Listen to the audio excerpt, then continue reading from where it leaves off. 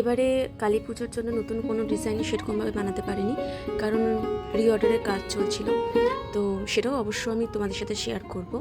আজকে যেটা বানালাম সেটা একটা কাস্টমাইজ ডিজাইন। তো তার পছন্দ অনুযায়ী মানে জবা ফুলের ওপর একটা সেট চেয়েছিল, তো তার কথা অনুযায়ী মোটামুটি আমি একটা বানিয়েছি। এবং তারপরে আসে রং করার পালা, যেটা আমার সবথেকে বেশি টেনশনের একটা কাজ হয়ে দাঁড়ায়। তার কারণ প্রথম যে রংটা থাকে, সেই মানে রংটা করা হয়, সেটা মানে বুঝতে অনেকটা সময় লেগে যায়। সেজন্য আমি প্রত্যেকবারই দুবার করে রং করি। এবারেও তাই।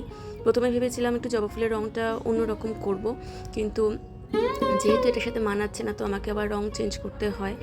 আর জবা ফুলের রংটা আমি লালই করি, আর ব্যাকগ্রাউন্ডটা নীলের ওপর রাখার চেষ্টা করেছি। তো এটা দেখলাম ভালো লাগছে। তো তোমরাও দেখে বলো যে কেমন লাগছে।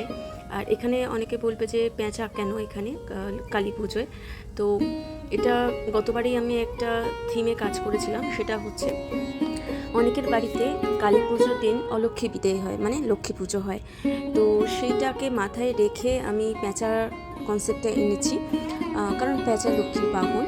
আর সেকেন্ড হচ্ছে ধ্বংসের সাথে সৃষ্টি, মানে হচ্ছে সমৃদ্ধি, সৃষ্টি বলবো না, সমৃদ্ধি, এইটার যে কম্বিনেশন, সেটাকে রাখার চেষ্টা করেছি। তো তোমরা আমাকে অবশ্যই জানিও এই ডিজাইনটা কেমন লাগলো। ভিডিওটা ভালো লাগলে অবশ্যই শেয়ার করো, আর কনসেপ্টটা কেমন লাগলো সেটাও জানিও। যদি ভুল ভেবে থাকি তাহলে সেটাও আমাকে অবশ্যই জানাতে ভুলো না।